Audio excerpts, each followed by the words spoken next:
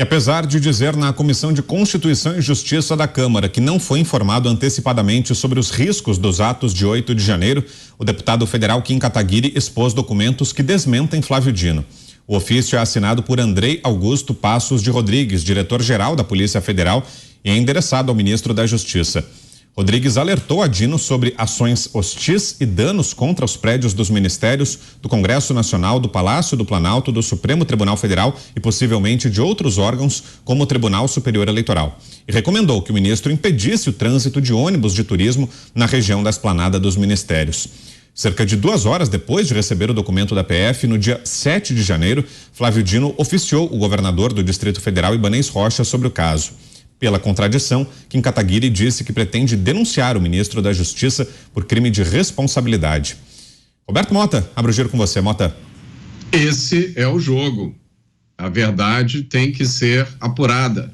Esse episódio de 8 de janeiro não pode ser um esqueleto permanente na história do Brasil.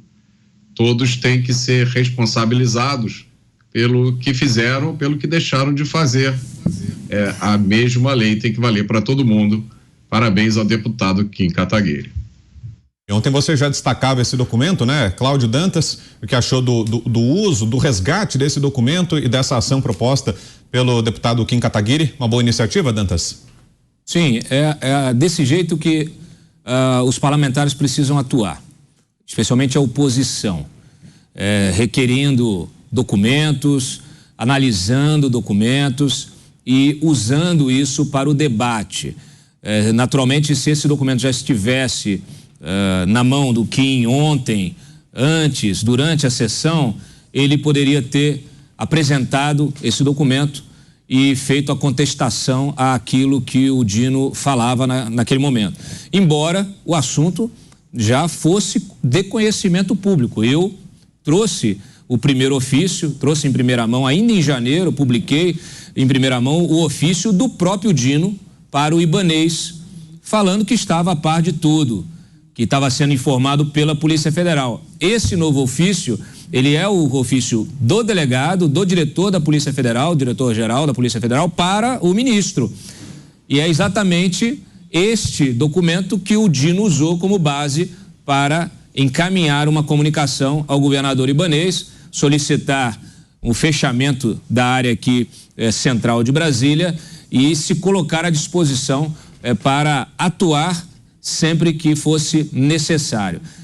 O que importa, quando você coloca os dois documentos um do lado do outro, é que eles são praticamente idênticos. A informação, ela que consta do ofício da Polícia Federal, é a mesma que está no documento do Flávio Dino. E neste documento, ele admite o risco de invasão e de depredação dos prédios públicos. Ou seja, eles sabiam o que estava acontecendo, a gravidade do que poderia acontecer e nada fizeram. E é material também, né, Zé, para a própria CPI ou para a CPMI do 8 de janeiro, né? Caso seja instalada esse alerta que o ministro Flávio Dino recebeu na véspera dos atos de vandalismo, isso certamente vai pesar contra ele, é mais um elemento para a oposição, né, Zé? Sim, e olha, já existe uma CPI em funcionamento aqui do Distrito Federal, na Câmara Legislativa, né? Que está exatamente apurando esta linha. Algo aconteceu ali diferente e é isso que tem que ser investigado. O que aconteceu, segundo a CPI, houve o pagamento de pessoas até em situação fragilizada de rua para embarcarem a Brasília. Essas pessoas ajudaram e algumas foram presas, né? Nesse quebra-quebra, aquilo ali não foi ato político, nem manifestação, nem nada, foi quebra-quebra, né? E eu conversei com várias pessoas que trabalharam no dia, autoridades. E no caso do Dino, existe primeiro a contradição, que ele diz, olha, eu estava do meu andar e vi pela janela as pessoas chegando e como elas entraram. E um pouco depois tem a fala parecida dele dizendo que não viu nada, que foi informado. Isso aí já tem uma contradição. Quanto ao comunicado, ele diz que, e de certa forma ele tem razão, que é preciso alguém prove que ele viu. Esse documento prova exatamente que ele sabia da informação. O que eu apurei por aqui é de que realmente não havia uma previsão de proteção da esplanada dos ministérios e Praça dos Três Poderes e Congresso. Não havia essa proteção. E aí, logo na manhã, por volta de 9 horas, já corria a notícia. A Polícia Federal ligou, alguns integrantes da Polícia Federal ligaram para autoridades, comandantes de pelotão com quem eu conversei, receberam ligações, dizendo o seguinte: olha, estão entrando ônibus demais no Distrito Federal. Olha, está anormal a vinda de ônibus para Brasília. E isto é preocupante.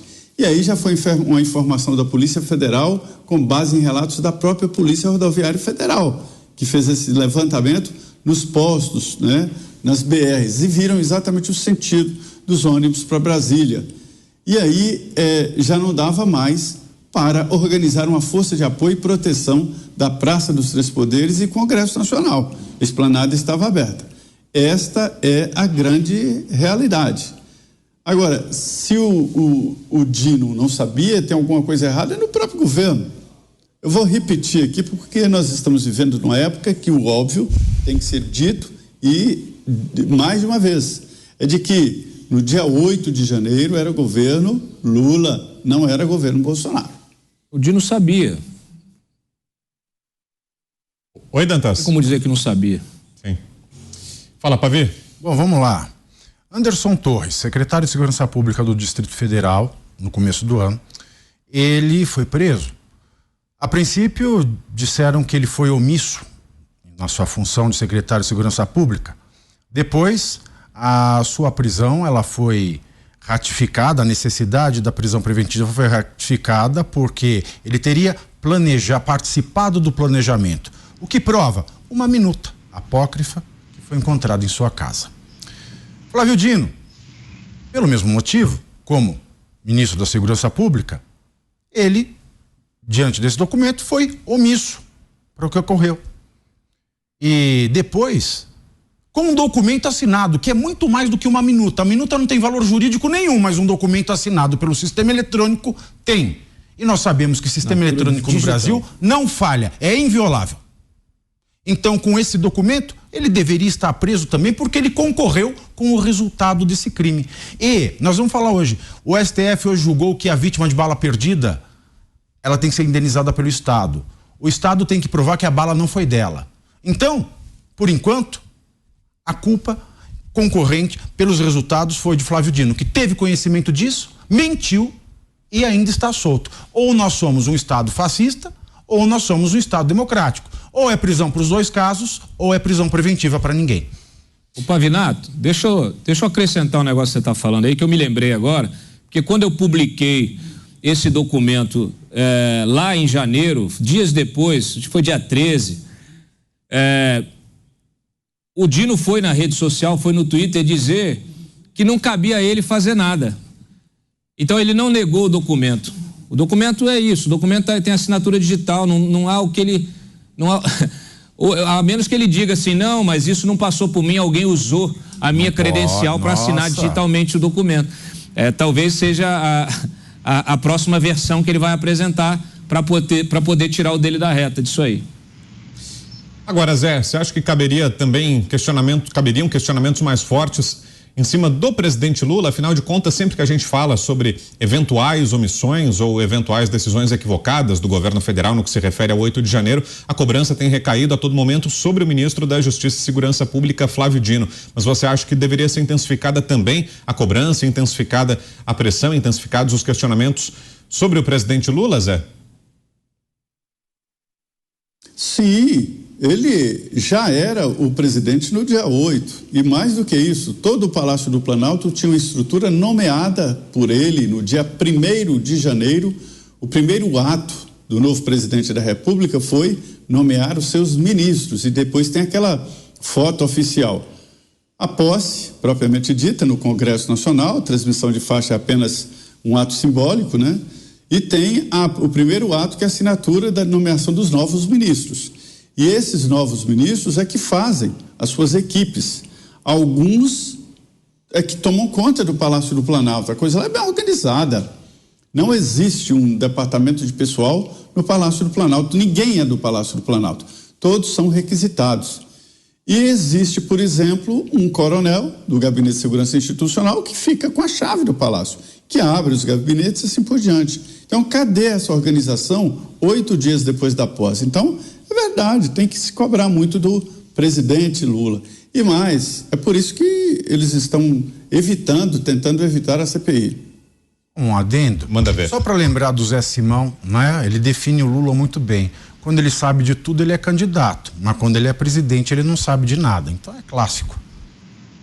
Agora, Mota, você percebeu uma mudança no tratamento que o mundo político tem dado a esse episódio do 8 de janeiro? Porque parece que nos primeiros dias, e aí te pergunto se essa é a sua sensação também, nos primeiros dias esse era um tema praticamente único nos discursos, nas entrevistas, nas postagens em redes sociais de petistas, de aliados do presidente Lula, mas aos poucos, à medida que o caso foi ganhando outros contornos, que novas informações foram aparecendo, ensejando inclusive os pedidos de criação da CPI ou da CPMI, à medida que isso foi acontecendo, parece que aqueles políticos, aqueles parlamentares que tratavam o tempo todo desse assunto, parece que esse tema foi sumindo aos poucos e hoje ele praticamente não é trazido para o debate público. Você teve essa sensação também, Mota? Isso é um fato, Brown, isso é um fato. E aí a gente fica pensando o que foi que aconteceu, né? Eu acho que há pelo menos duas hipóteses. Uma é de que há tanta atrapalhada acontecendo que, né, as pessoas estão tropeçando nas suas próprias pernas e coisas muito mais sérias estão surgindo. A outra hipótese, é claro, né, veiculada por muita gente, é que esse assunto, de repente, deixou de interessar a essas pessoas porque existe agora a oportunidade de se fazer uma investigação com os devidos poderes e acesso às informações e o que pode ser desvendado pode não ser, como é que a gente vai falar isso usando um eufemismo, pode não corroborar aquela versão oficial que foi divulgada sobre o 8 de janeiro, que, aliás, é um fenômeno assustadoramente similar ao que aconteceu nos Estados Unidos no 6 de janeiro do ano passado. Agora, Dantas, será que aquela força-tarefa do governo vai ter resultado? O governo vai conseguir impedir a criação da CPI ou da CPMI, mesmo diante de novas informações como essas que têm vindo à tona?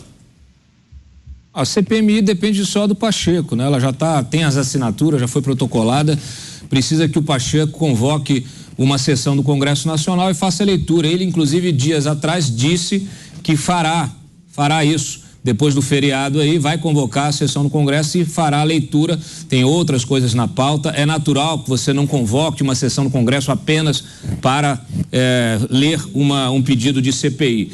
Então, precisa ter uma pauta robusta. A convocação de uma sessão do Congresso não é algo rotineiro. Então, agora ele já vai ter duas CPMIs. Provavelmente essa outra do crime organizado rapidinho vai ter as assinaturas, ele se demorar muito mais, daqui a pouco ele vai ter de ler 3 CPMIs, porque não tem limite. A gente está vendo acontecer um cerco, uma reação importantíssima da oposição no Congresso Nacional. Eu sempre digo, o Congresso precisa assumir o seu papel, precisa se erguer contra os abusos, os arbítrios. O Congresso tem o papel de fiscalizar o Executivo. A oposição começa a fazer o dever de casa.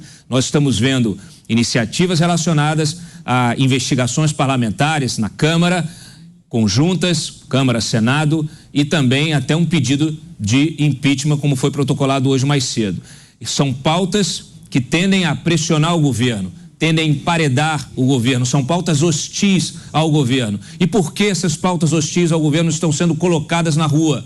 Porque o governo está sendo hostil com a sociedade, com o eleitor. O presidente Lula não está governando para o brasileiro. Ele está atacando o brasileiro, aquele que discorda, aquele que não votou nele, aquele que não se submete.